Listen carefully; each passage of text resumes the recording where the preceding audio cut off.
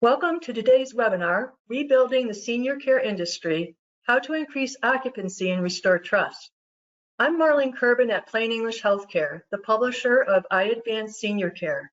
Today, we'll hear how marketing, PR, and senior care industry thought leaders are successfully addressing the challenges brought about by the pandemic. Our presenters will share their strategies on rebuilding trust with residents and families, increasing occupancy levels, and using technology to increase resident safety and engagement. So let me introduce them to you right now. Annie Haarmann is Head of Strategy and Consulting, Healthcare and Life Sciences at Reputation.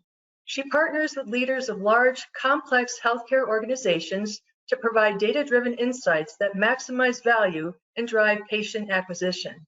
Annie also consults with healthcare leaders on programs to improve consumer experience and quality. Previously, Annie led digital marketing and online experience at Ascension, where she introduced new strategies for online consumer access to drive growth.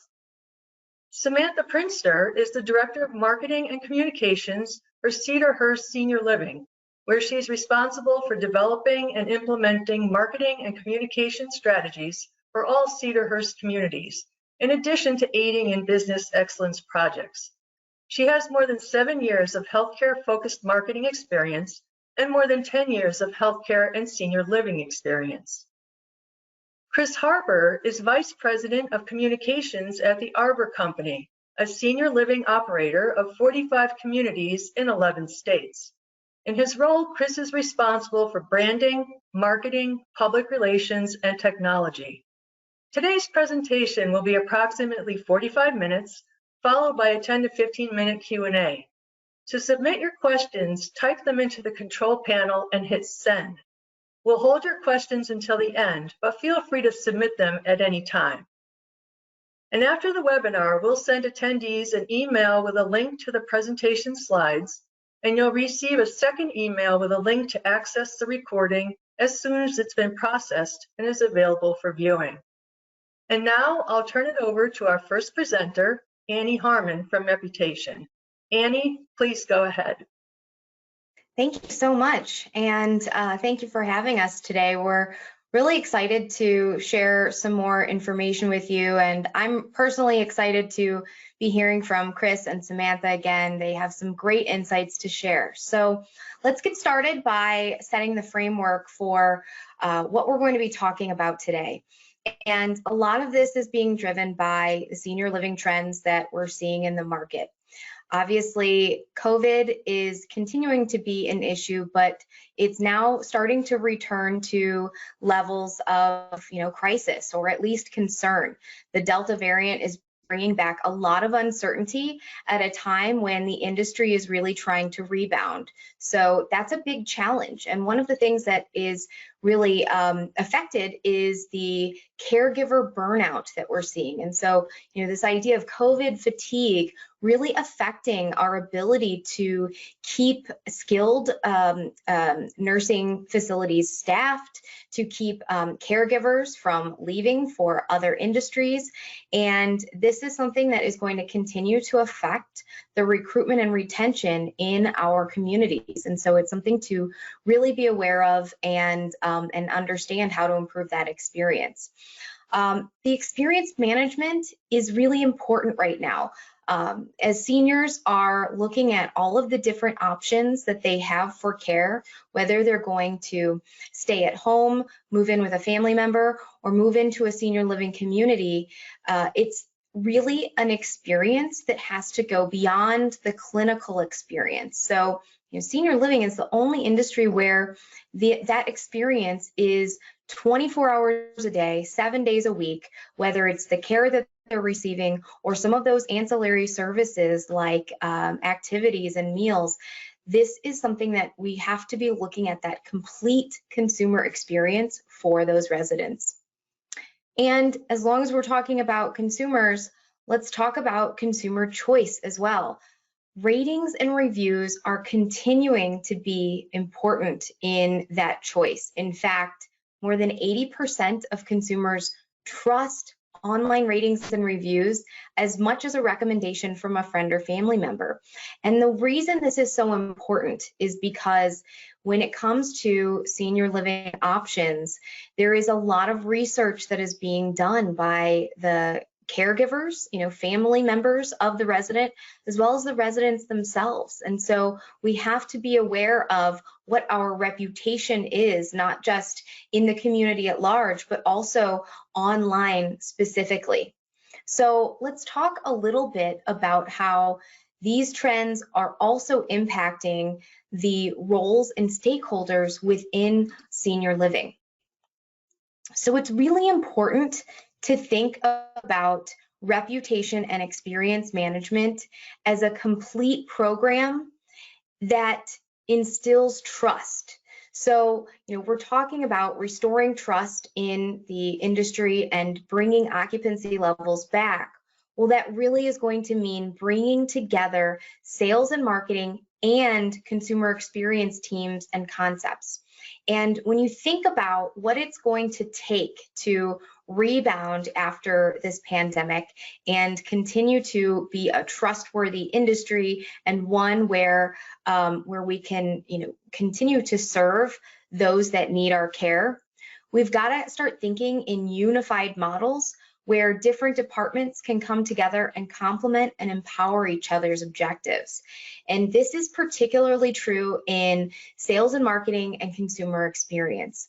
So, you're looking to improve your visibility and drive more access. Once the consumer has accessed your care, you want to start collecting and highlighting feedback from satisfied residents and their family members, as well as the employees within your communities. This is going to serve to increase future conversions because online, they're going to prioritize the presence that has much more feedback associated with it. The third thing that you're doing when you bring together all of these functions is pull all of that feedback into a single place, and you can start to understand the sentiment around your brand. How are people feeling about you, your brand, the safety protocols that are in place, the protection that you are providing to their loved ones, as well as to themselves if they're an employee. These are really important areas to look at when you want to identify areas where maybe there is lower trust, or you want to increase the trust and the confidence in the services that you're providing. So as this line continues to blur, and these functions really start to come together, a lot of senior living clients that I work with are starting to find that there's feedback sources that used to be siloed off from each other, but they're now starting to bring these things together.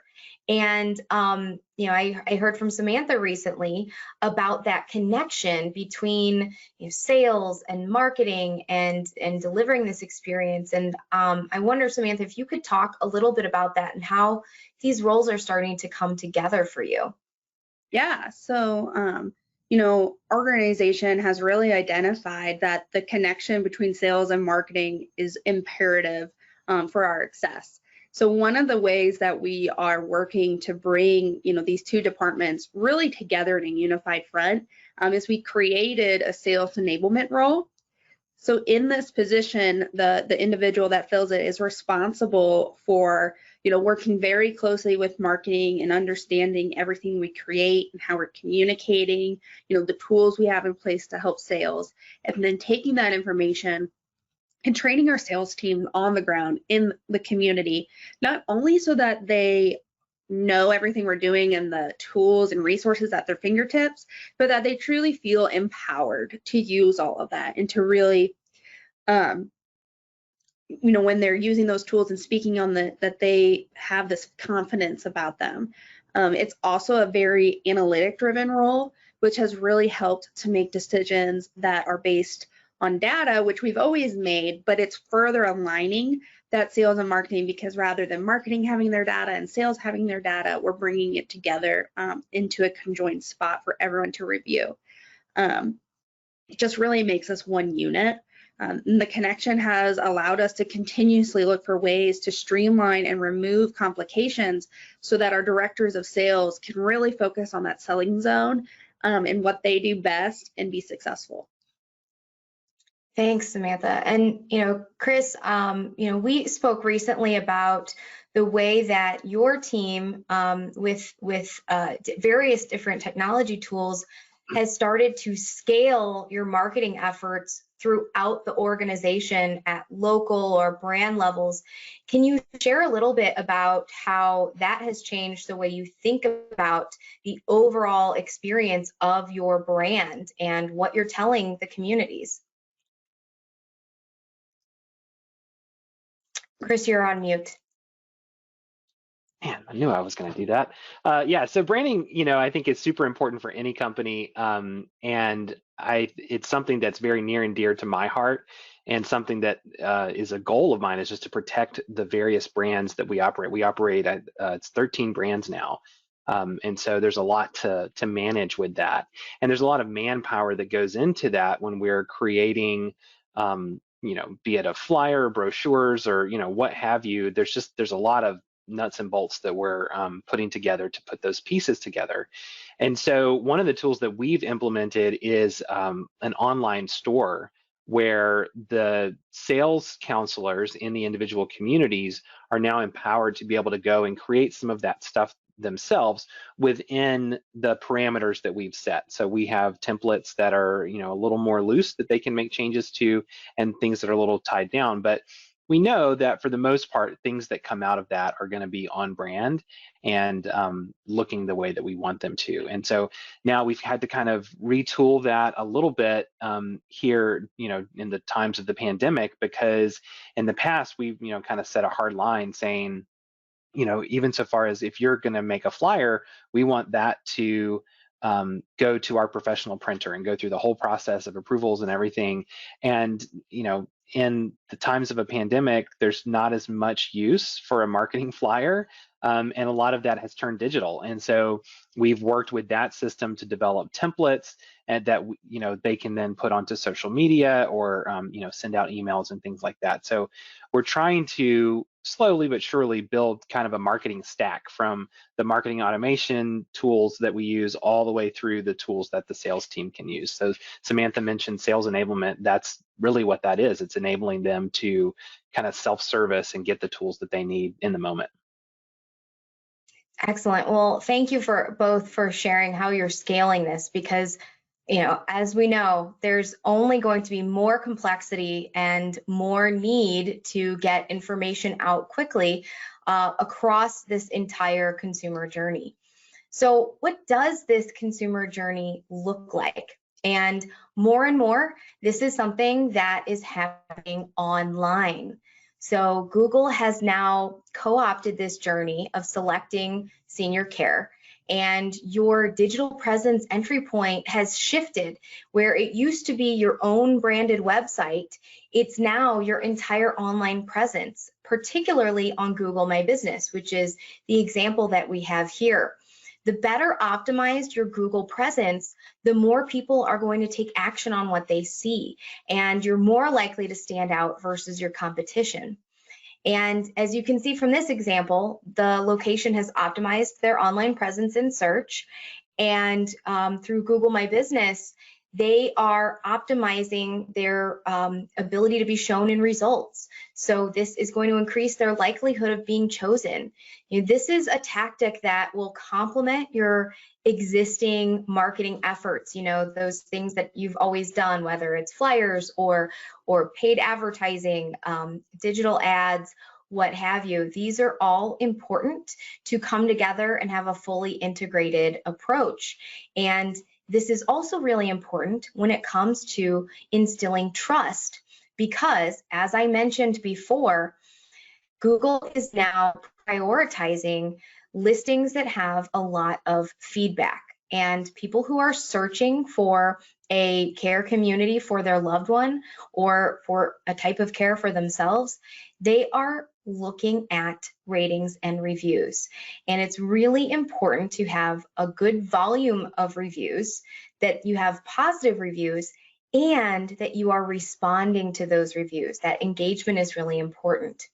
And this feedback is going to give you the ability to be found and make it more likely that they will choose you. The other thing that's really important to remember when it comes to Google is that they are constantly changing what their functionality is. So recently they added an attribute for insurances accepted. And if you don't go in there and manage that for your own listings, they are going to scrape that insurance information from third-party sites, and it may or may not be correct. So Google is sending the message that, hey, we're going to own these consumers. We're going to have them convert right in our knowledge panels, and we're going to put the information out there if you don't. So you better start owning it. The other thing here, I've mentioned feedback. This feedback is really important as you improve the overall experience and continue to deliver that credibility, that trust within your communities. So, the ability to not only have reviews that show up on your listings, but also pulling all of that in, whether it's through a survey or collecting those reviews into a platform to analyze. You can start to look at all of the different experiences of your brand. Maybe you do a move-in survey or a 30-day check-in or a survey after physical therapy sessions. And these surveys might go to the caregiver, or it might go to the resident, or maybe you're sending surveys to your employees just to check in on them and see how they're doing. This is all going to be really important, especially as we continue to try to stay connected to our communities and continue to combat this burnout that is, a side effect of the pandemic. So I mentioned the digital experience before, and digital information is available at everyone's fingertips. And individuals are going to look not just at your own website, like I said, but on all of these other places. And so it's really important to own every single result that shows up in Google. And as you can see, we've got the knowledge panel here. This is the same thing that showed up in the previous slide, but in desktop view, it shows up to the right. And then you've got all of these different results that show up. You've got your paid results, your own website, and then third-party business listings that show up underneath that. So the goal is that if I'm going to be found, I want to own not just that top result on Google. That's table stakes. You want to own every result on that Google page. And especially when it comes to a branded search where maybe some community was recommended to them and they do a search for that, you want to be owning all of those results and making sure that that information is accurate, complete, and that it's the best reflection of your brand. As you can see in this example, for Cedarhurst, they have a beautiful photo showing up in the search results right there in the knowledge panel. And you saw in the previous examples, Arbor also has beautiful photos being shown. The last thing you want is to have these beautiful communities that you've put together. You have gorgeous decor and scenery, and I always see a lot of roses whenever I go and visit a senior living location. But then Google's Maps car comes through and takes a photo from the street that shows, a parking lot, or the worst one I ever saw was a dumpster. And then that shows up as your front page photo in Google search results. And if you're not owning this, if you're not taking advantage of the tools that can scale your visibility and give them this virtual tour of the experience of being in one of your communities, your reputation is going to suffer. Because it looks, at best, it looks like you're ignoring this. And at worst, it looks like you are, endorsing that this is what the experience is like. Our community is, a dumpster. So really think about these things and think about the impression that you're putting out there. There's no room for mistakes anymore in senior living. You're not going to get away with having a bad reputation online when you're trying to restore these volumes and instill credibility and trust in your communities. So finally, before I turn this over to our fellow panelists here, I want to talk a little bit about feedback and how this will help you to rebound. You probably have more feedback than you think, or maybe you're collecting feedback in a lot of different silos within the organization. A really good tactic to employ is pulling everything together into a single feedback hub. Pull all of it in here and start analyzing everything for sentiment around key categories of the experience. Also look to create customized dashboards so you can analyze the data and identify areas where improvements are needed. For example, there are resident surveys, employee surveys, caregiver surveys. You probably have volunteers and donors. You want to pull all of that feedback into a single place and use it to identify where you need to make improvements. It's also a great way to identify where you're doing really well.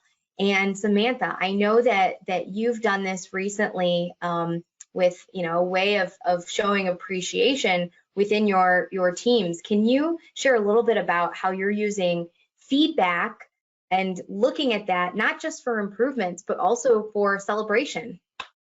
Oh, yeah, definitely. So, we're able to leverage the information from really combining a feedback hub to pinpoint the areas in our community that we need to focus on improving. We currently use after tour surveys, after move-in surveys, similar, Annie, to what you were saying, resident satisfaction surveys, employee satisfaction surveys. But then we also use Reputation's operational insights tools to get analytical view on not only the areas we need to improve on, but the areas we excel at. It is just as important to congratulate our teams and show appreciation for everything that they're doing great at, as much as it is as coaching them on areas that we can further enhance, especially now more than ever. The pandemic and burnout, staffing crisis, really uplifting the teams on things that they are, excelling at and doing great at is really great for morale during these difficult times. That's awesome. So, Samantha, while we've got you, can you tell us a little bit more about Cedarhurst and how you are improving your reputation out there so that we can continue to grow despite the effects of the pandemic? Yeah, so Cedarhurst was founded in 2007. We are an experienced operator in independent living, assisted living, memory care, and we are dabbling in supportive living as well in Illinois. We are currently operating 54 communities in 9 states. In addition to that, we are getting ready to onboard 8 new communities, as well as having numerous communities under development. So it is exciting to continue to grow with the company. When I started with Cedarhurst, we didn't even have 20. Now we're at 54. And we really just have the goal to grow to align with our mission of helping seniors live the best and offering them the help that we can give them. So as an organization, our goals really are in marketing and communication to understand and improve our resident experience, really to provide transparency and up-to-date information on Google My Business, and then regionally enhance our presence. We've really been putting a lot of time and effort into transparency and ensuring that as much information is online so that we are helping prospects be as informed as possible before they even enter our doors. What that has led to is we have found that adult children are already very smart and already doing a lot of research on their own. but they're ready to make a decision before the tour even begins. And so in the past, we would see data of having, tours and retours. Now we're seeing conversions after one tour because they've done their research online. They viewed our digital landscape and saw things that we have about us, and they were able to come in feeling equipped and knowledgeable and ready to have discussions. And then one thing that we did that was really exciting was in early 2020, prior to the pandemic, we put together a review acquisition program for our communities. We really wanted the communities to feel empowered on getting their reviews and understanding why they are impactful, not just us telling them why. So we created review kits, which each of our communities had, which supplied them with tools and information that they can then utilize to ask, their families and residents and, third-party providers to really uplift them in the review process. The campaign was very successful, and it really made those communities active participants in their online reputation, and also showed them how they can be using that within their sales process. Now, what was a campaign is now just kind of part of routine with the communities, which is really great because, they're excited when they get a new review. They're always, wanting to respond and personalize it because, they know what the review is in the situation, and then being able to showcase to those coming in, like, they've probably already looked at their reviews, and so they know, kind of what's already going on, but then having that review score is kind of like a thing that our communities now strive for and really want to have, which is great just to see them, empowered and excited about their online reputation. And Samantha, you also recently shared with me that you've done a lot of focus groups and having conversations with potential prospects who are right within your key demographic. And one of the things that I thought was so interesting about that work was that a big takeaway from that research was that you mentioned the adult child, they are so much more educated about senior living than ever before. And I've noticed that Cedarhurst has done a lot with social media content that is out there really providing that additional credible thought leadership. I've bookmarked a few things myself around the types of different senior care and how to choose a community and what to look for. And again, this is an area where as we want to increase occupancy, as we want to get people closer to conversion, providing that ahead of time just positions you as the experts here. And when you want to talk about trust, like the transparency of actually embracing and encouraging online reviews is so important because it is a trustworthy source. And I know in those focus groups you mentioned that these researchers are not just looking at your own website, they're looking at other sites too. Where do you think that reviews play into that decision? Yeah, so that's such a great point. The research even showed they're going as far as going to state websites and looking up surveys, looking up if there's been any incidents and how that investigation went and how it responded to. And the reviews then, because they're going there and they're seeing what's online by the state standards, but then they're going to go look at our reviews to review from a consumer to consumer standard where there's going to be a little bit more honesty. I think we all know when someone's unhappy, it's the first thing that they want to shout it to the rooftops. But whenever they are happy and enjoying things, getting that on there as well and kind of showing that no one's perfect. There's going to be things along the way, but having that, things are actually doing really well right now. And it helps them get more of a 360 view of the community rather than just one. So those reviews are just further adding on to the research they're doing, and it's more impactful than just reading About Us on our website. Yeah, and it almost gives you more credibility and makes you appear to be more trustworthy, because you do have a little bit of, the negative and the positive sort of mixed in, because no one's perfect, like you said. Well, thank you. I want to turn things over to Chris now to share more about what the Arbor Company is doing and how you are looking to rebound here, and some of the tactics that you've deployed. Yeah, well, thanks, Annie.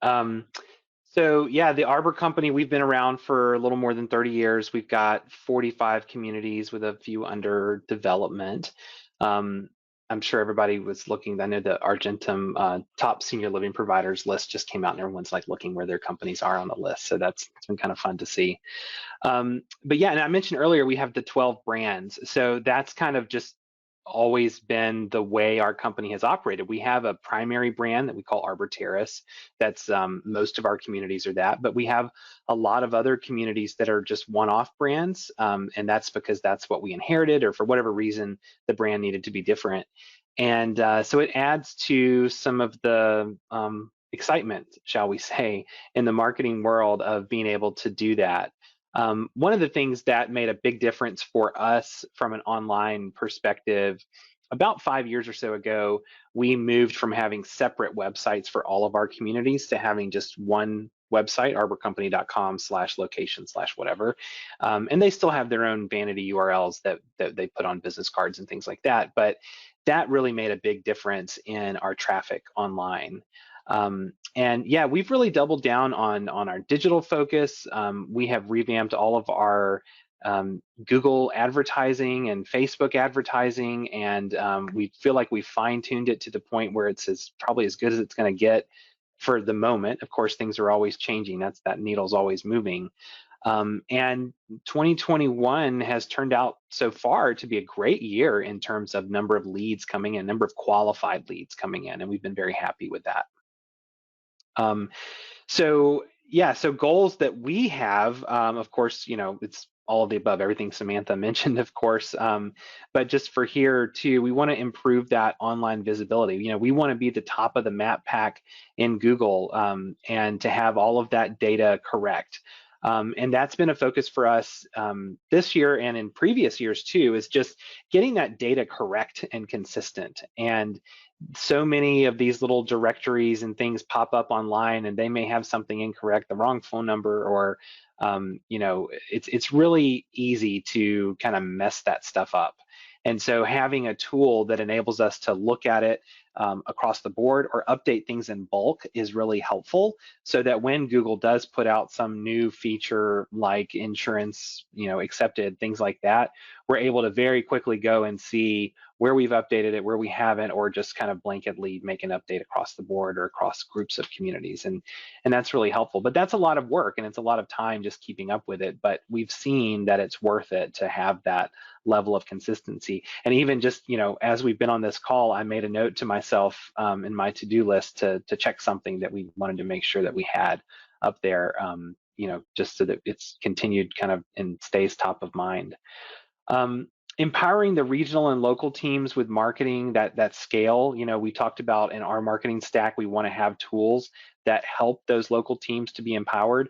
We recognize that we have a small team at the corporate level that supports marketing, and we don't really have plans to change that in a huge way. We have added team members in the past year, and even just 2 folks that are kind of permanent with us on the team, permanent freelancers, if you will, who are helping out from a corporate level with marketing.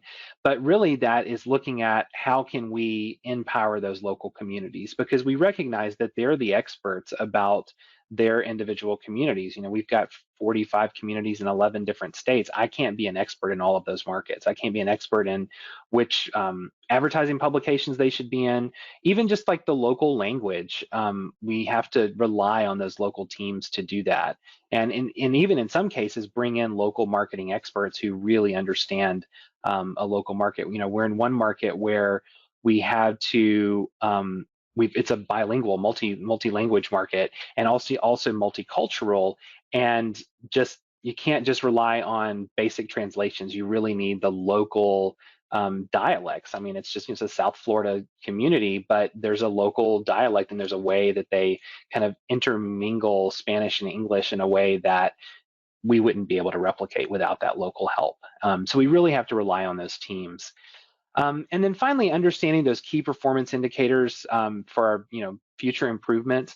We look a lot at reputation.com. I know has the Reputation Score X, and that's been a great tool for us to see where we stand, where our communities kind of rack and stack against each other, and then against some key competitors in each market. So we can very quickly look at that and empower the teams to be able to look at that as well and to see what they need to be focusing on. And then that tool also super helpful, provides some insights to us on the types of things that we should be looking at, because it's one thing to look at these numbers and be like, okay, well, this is low, what do I need to do? The tool will actually help us to figure out what we need to do, be it get more reviews or respond to reviews in a more timely manner or whatever it is.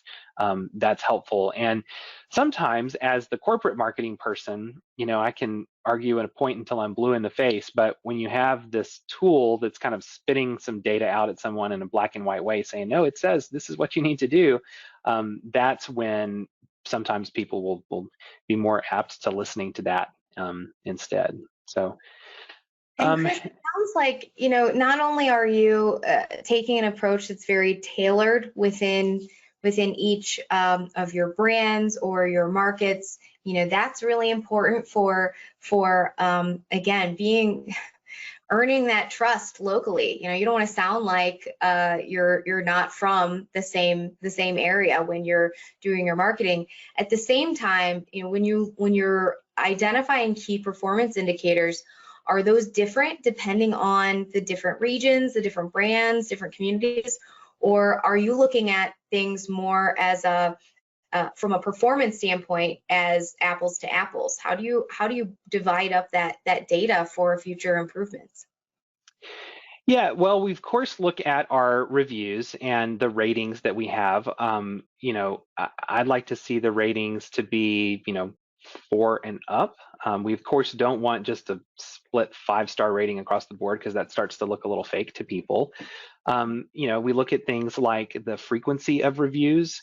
And I'll be honest with you, reviews is something that we kind of backed off on during the pandemic, recognizing that the people working in our senior living communities are completely taxed. They're completely, in some cases overwhelmed, they're burnt out. There's a lot of things being pushed at them from family pressure, regulatory pressure, state guidelines, company guidelines, just all of the things, right?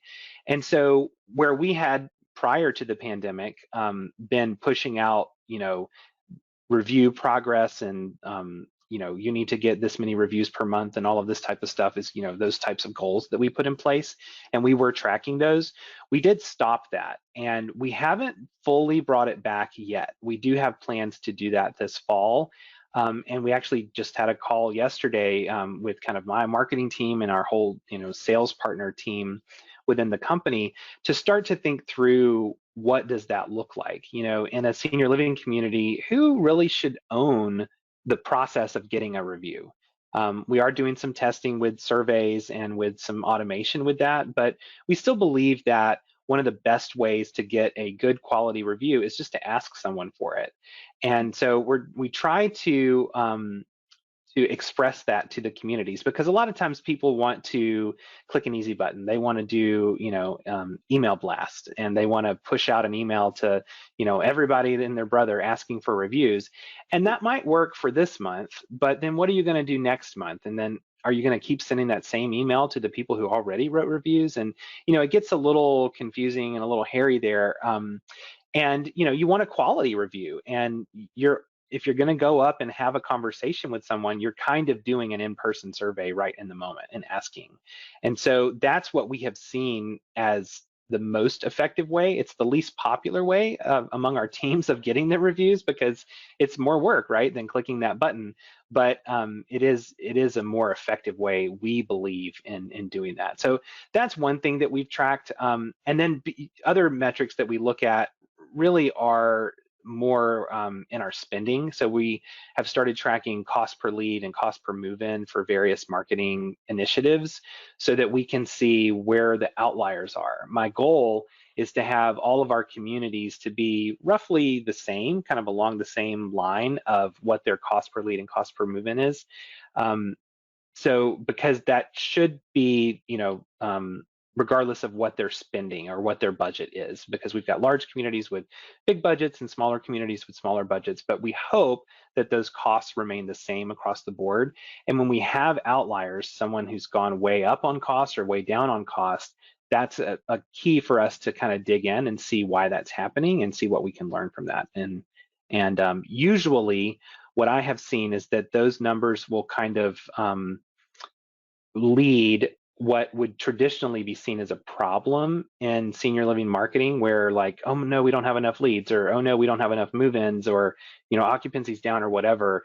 The theory here is that when we look at these numbers, cost per lead, cost per move-in, and so forth, we can start to predict where the problems might be so that we know where to focus our time. I can't focus my time on 45 communities, effectively, but I can focus on the ones that need a little more help.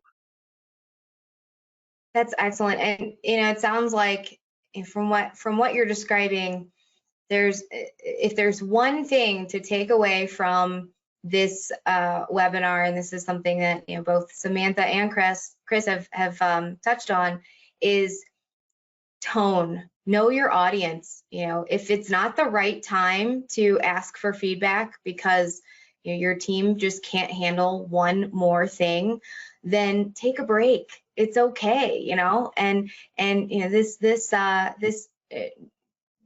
normal that we're in now, this really challenging experience is different from anything we would have predicted a couple of years ago. And so, yeah, some things might need to change, and you might need to take a step back, and that's okay. Just be aware of your audience, know your audience, know the tone, and know what the vibe is out there, because there's nothing worse than asking for one more thing when you've already asked for so much, and that's the thing that's going to be the final thing that puts them over the top. So Chris, tell us about the results you've had in the past with your reputation management program. Yeah, so the one on this slide that I'm probably the most proud of is that reputation score, which is a kind of a proprietary reputation.com score that's internal to them. It's you could claim that it's a vanity metric, but it really is helpful to us to understand, again, just among the list of communities that we operate, which ones should we be focused on, and also which ones are blowing everybody else out of the water and doing so good at. What are they doing that could be replicated? In some cases, it's just market specific, or it's just the people or whatever. But a lot of times we can dig into that and see, like, well, what did they do to get this nice consistent flow of reviews coming in? How can we replicate that across other communities? And so that's something that I focus on from a marketing perspective, as operating with so many communities. Is even though we look at our individual communities and really try to empower them and support them and do what's best for the individual community, in the back of my mind, I'm always thinking, okay, anything that I do, I want to be able to replicate that in other places. And so even if it's a one-off thing, we try to kind of step back and say, we're probably going to have to duplicate this somewhere. What do we need to do to be able to do that? And that helps us to be a little bit more efficient.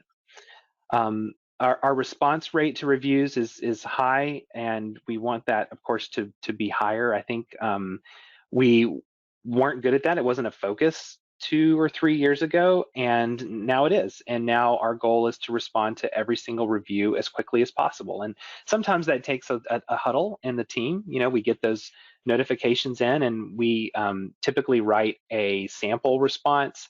And if it's a negative review, if it's a positive review, we just respond to it and we kind of move on. But if it's negative, or sometimes it's interesting, you'll get a 5-star review, but it's got some little nuggets in there of feedback or something that might not sound so great, and we still do want to respond to those and understand was this someone who is disgruntled in some way? Is that why they're writing that? Do we already know about this, or do we need to reach out to that family? A lot of times we've learned that when someone writes a negative review, they're using the review as a means to express feelings that they have. They're not necessarily just wanting to, share with the world, but that's what they feel at that time is their only avenue. And so often, if that's not something that the executive director in the community or someone is aware of this, issue that this person has, they'll pick up the phone and call them and have that conversation, because people just want to have their voice heard. And they will ask a lot of times, would you mind amending your review? Or, we don't ask people to take it down necessarily. We don't ask them to change it, but to maybe, add an update to say, I talked to the community and here was the resolution. But what we do find a lot of times, people will just delete them or they will change that star rating. So there's a little tidbit on, modifying those things. There's always going to be crazy people who just go out and create a bunch of fake accounts and start, kind of review storming you. And we report those back to Google and things, and to mixed success.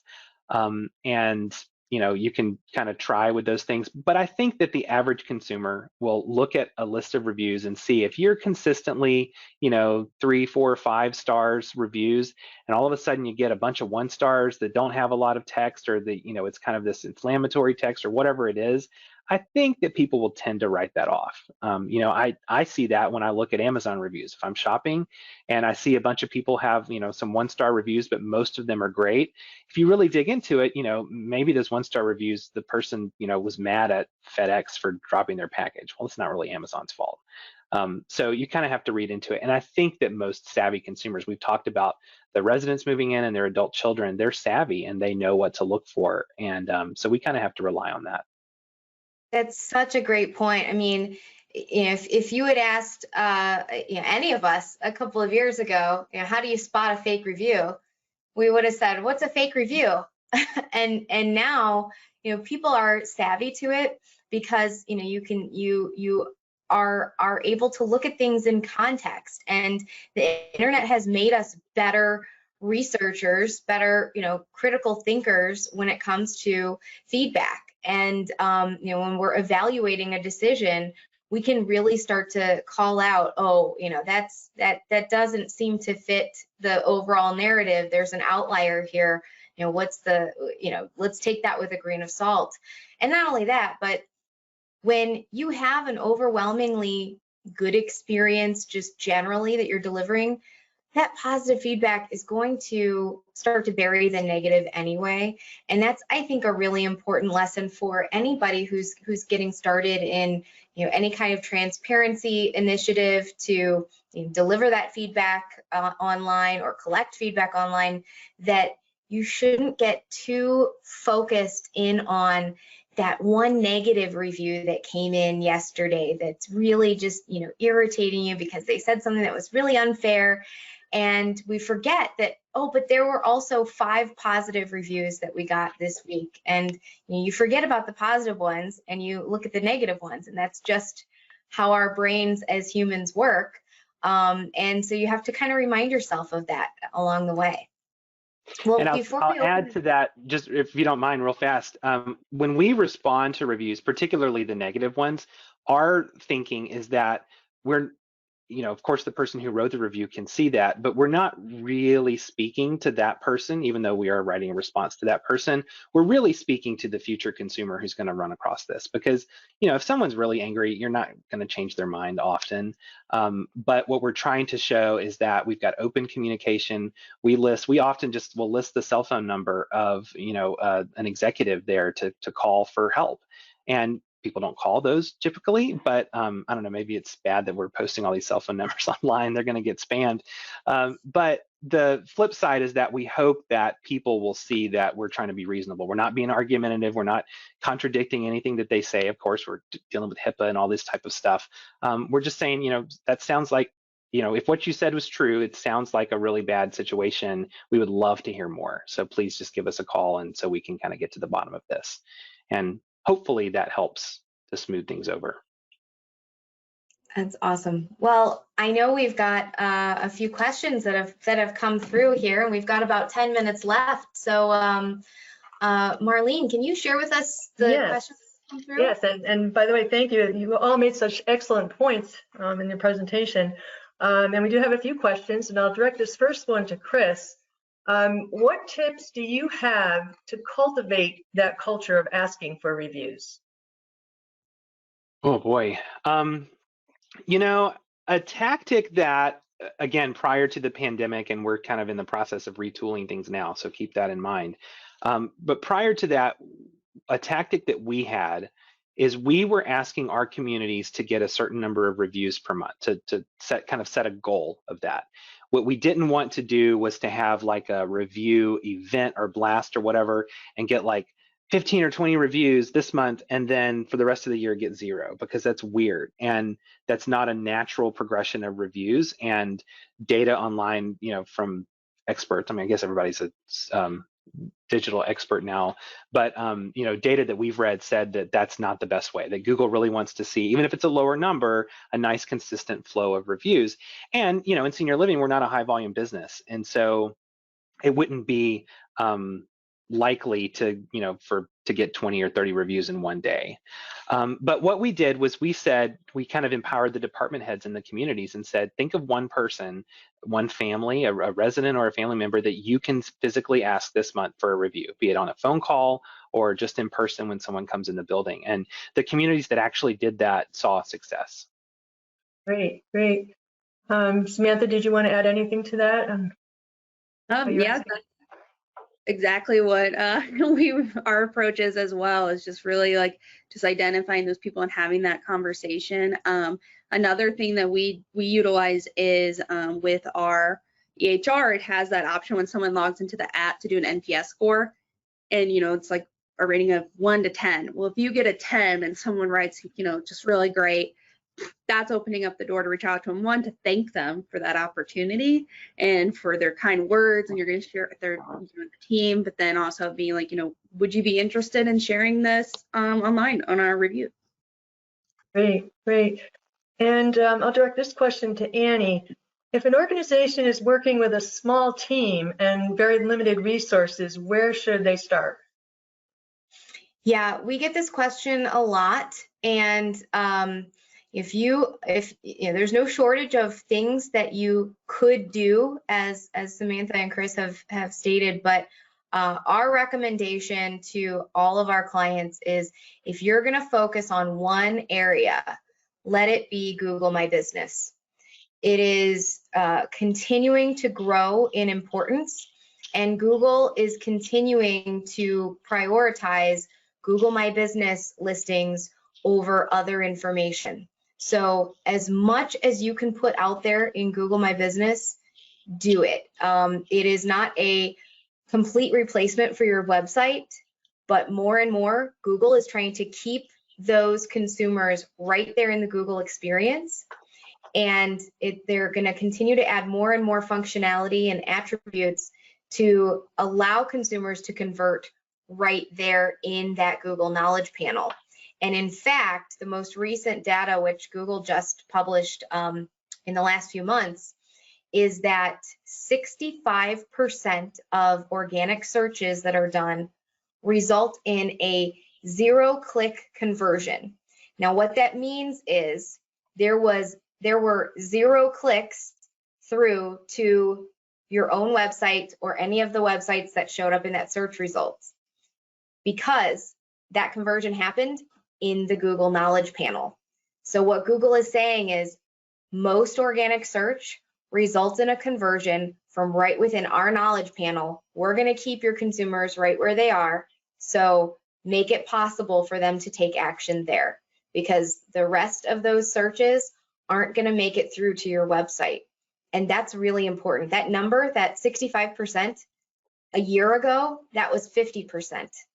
So it is only going to continue to increase, and Google's goal is to prioritize its own products.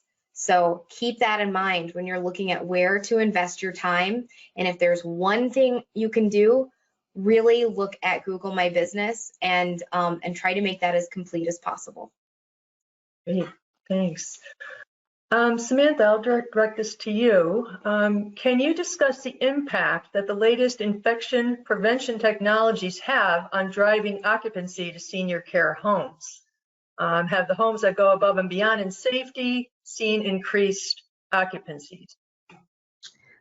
That's a tough question, but it's a great question at the same time. You know, really going back to what we were saying earlier about like the adult child is more educated than ever before, especially during this pandemic. You know, they are asking those questions. You know, what are you doing to protect my loved one against COVID? What's your vaccination rate?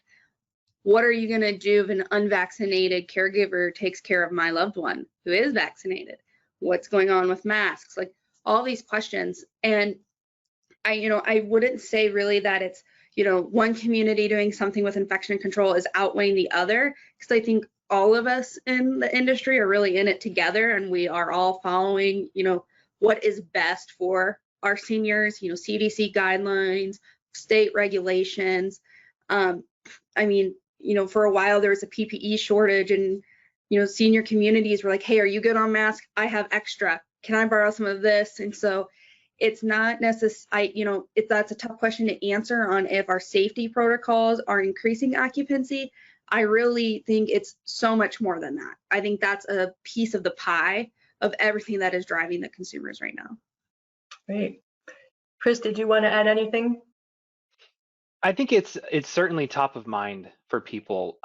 And however, I think also something that people learned during the pandemic is that more people, adult children, had to become caregivers at home for their senior loved ones, because through, you know, whatever happened with quarantines in various areas, that it led to that. And, you know, people couldn't go out and they couldn't shop. And so I think that as things kind of started to open up, you know, we got the vaccines going earlier this year, and things really started to feel a lot better. That's when we had previously, you know, late last year seen a good uptick in leads and inquiries.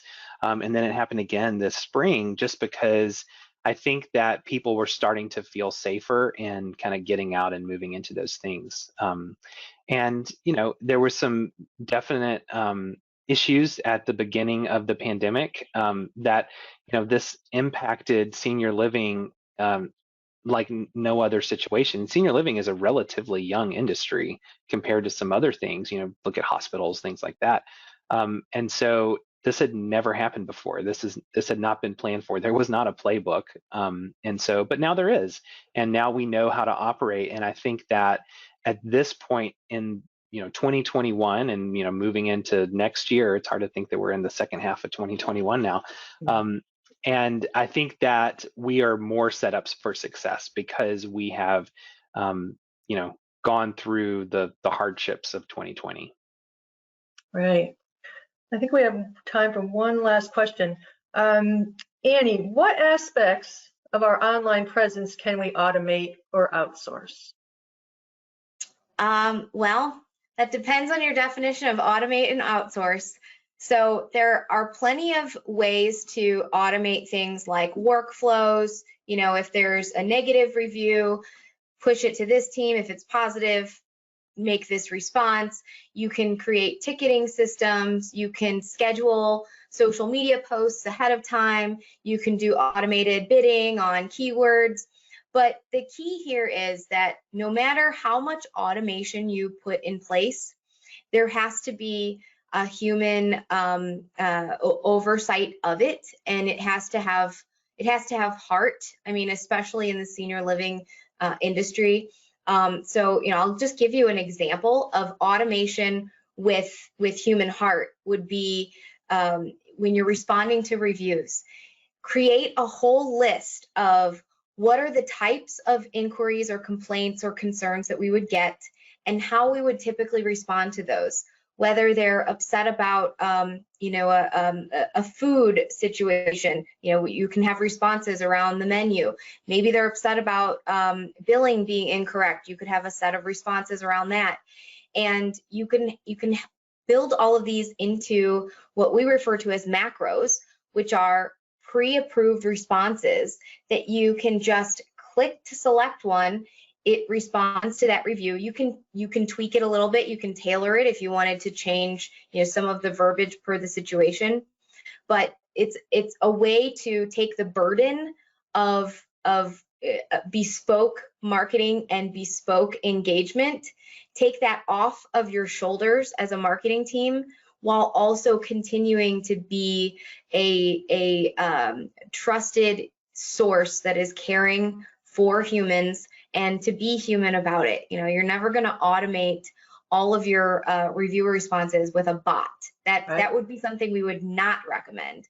But you can take steps to prepare and scale that through technology, and that's the biggest thing that we do with our clients, is allow them to scale that really hands-on approach that they want to take but can't do without all of the hands. So that would be that's my most political non-answer, but also is the reality. I don't know if Chris and Samantha have anything else to add to that. I will say, because since we are a relatively small team, having the ability to automate and scale is great. But I think, Anna, you really hit it on there. Like, you have to have that human perspective and in your responses, and that emotional empathy and excitement and apologetic things like that. Like, you can't get that real human emotion in your responses through a bot. But outside of that, though, as a small team, automation has been very helpful in allowing us to scale through the years. Great. We try to just focus it on how, where are the bottlenecks in the process? And if we could take something away, would it make someone's life easier or more productive? Could they focus on other things? And I think that's a good way of looking at it. So we're not just automating just for the sake of automation or the tools. I mean, I love that type of stuff. If it's something on my own, I'll spend 2 hours trying to figure out how to make something automatic that would have taken me just 15 minutes to click through and do, because, I'm a geek like that. But, we just had a conversation this week about, doing some automations with text messaging and our CRMs and cold leads. And we eventually just decided not to do it because we realized that we asked ourselves, what problem were we trying to solve? And we realized that we weren't really solving a problem that we currently had. We might in the future, and we go back to it, but we decided to step off of it. Great. Good answer. So that's all the time we have for questions, and I want to thank everyone for participating in the Q&A, and we'd also like to thank our presenters, Annie Haarmann, Samantha Prinster, and Chris Harper, and a big thank you to Reputation for sponsoring today's webinar. So thank you all for attending today's webinar, and we hope you enjoy the rest of your day.